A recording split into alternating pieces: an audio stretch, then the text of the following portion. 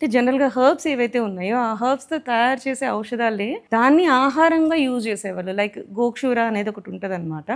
ఇది ప్రెగ్నెన్సీలో కూడా సేఫ్‌గా యూజ్ చేయొచ్చు. దాంతో చేసిన ఘీ ఉంటది.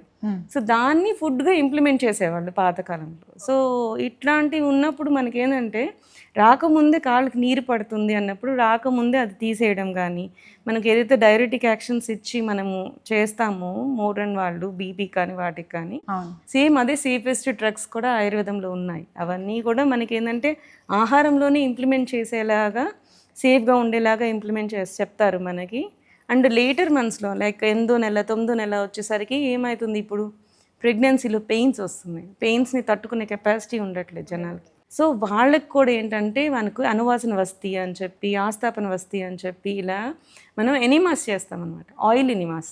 జనరల్‌గా ఏంటంటే డెలివరీస్‌కెళ్ళినప్పుడు మనకి 9దో నెల డెలివరీకెళ్ళంగానే డెలివరీ ముందు మనకి ఎనిమా ఇస్తారు. Soap water enema. సో, అవేందంటే స్మూత్‌గా మోషన్ మనకి స్మూత్ అయితది. అండ్ అక్కడ ఏదైతే ఉందో మన గర్భసంచి ఎలా ఉంటదంటే ఇలా ఇలా ఉన్నప్పుడు దీని ముందు పక్క మనకి యూరిన్ సంచి ఉంటది. వెనక పక్క మోషన్ సంచి ఉంటది. సో, 2 ఏంటంటే మనకి క్లియర్ అయినప్పుడు గర్భసంచికి స్పేస్ దొరుకుతది. లేకపోతే 2 నిండిపోయినప్పుడు గర్భసంచిని ప్రెషర్ చేస్తాయన్నమాట.